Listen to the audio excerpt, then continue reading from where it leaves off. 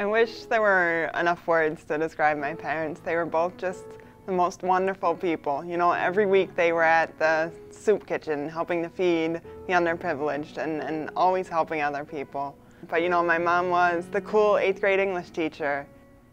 Anytime I'm home, my neighbors always say they just don't know what to do, that anytime they needed a lawnmower fixed or a new well dug or their shutters painted, just absolutely everything. And my dad was always just could not say no and helped everyone he could help. The date was May 18th of 2008. It was my college graduation day. And, you know, my parents and I were just driving this really easy drive that we'd done so many times, but because of a young driver talking on his cell phone while he was driving, he caused a 3-vehicle collision that ended the lives of both my parents and ended all hopes of the life I had been planning. And there happened to be a paramedic who lived right on the scene. He heard the crash and came to see if everyone was okay. When he got there, my mom didn't even have a heartbeat. My dad had a really faint heartbeat, but it faded almost right away. And when he came to me, I had a really strong pulse, but I wasn't breathing. So he moved my head and I took a gasp for air. We were literally around the corner from an ambulance station and less than 10 minutes from a trauma hospital. My life has changed in every way imaginable, not only with my parents being gone, but you know, just being in this entirely new body. Broken bones heal, but you know, a brain injury is forever, and that amazingly I lost not too much cognitive ability. She started off on the brink of death, you know, a 10% chance of surviving, and it was 2 weeks before she even really started waking up, giving the occasional thumbs up. It was 3 months before she even really knew who I was.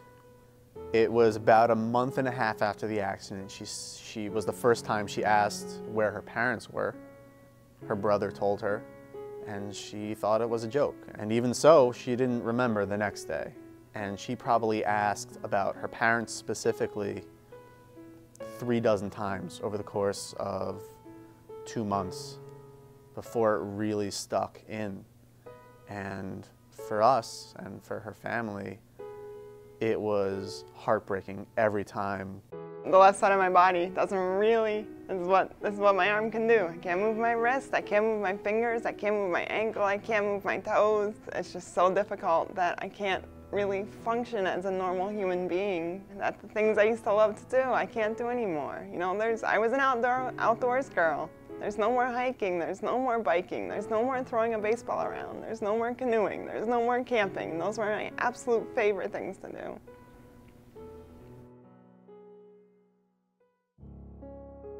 Kelsey was a beautiful young lady.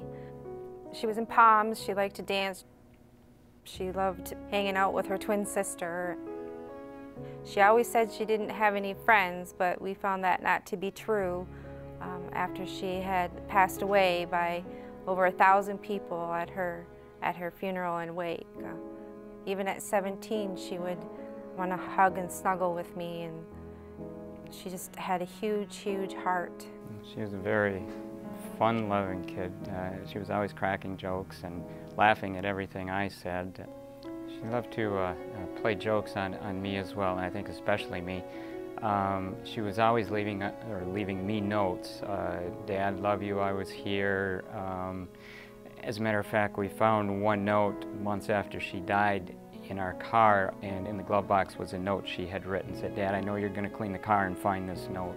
And just funny things like that all the time we would find that she would leave. It was January 24th, 2010 at 3:37 in the afternoon. The phone had rang, and it was Kelsey's best friend, Stacy, on the other end. And Stacy said that Kelsey had been in a accident. We went down to the crash site, and it was bad. Kelsey was in the car. She was T-boned by an SUV, and the SUV was only doing 35 miles an hour. I found out a few days after that Kelsey had been on the phone. It's a cliche to say it was surreal, but I think from the call on, for who knows how long, we were just shocked in a daze, and some days I think we still are.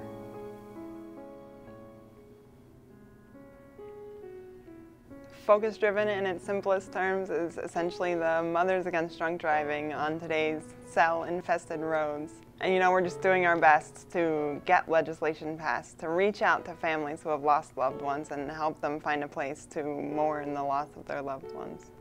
People don't realize that when you're having a conversation on the phone that you are trying to drive at the same time and talk at the same time, and your brain cognitively cannot do both tasks, and so the talking on the phone takes over and you are not seeing the road. I believe that it's much more than just the law. The education has to be there as well to get people to realize how dangerous that this act is. What it really needs to come down to, it needs to go beyond the laws. It needs to be the cultural change. It needs to be the peer pressure from the passenger sitting in the other seat. It needs to be the person picking up with the phone on the other end saying, I can't talk to you if you're driving the car.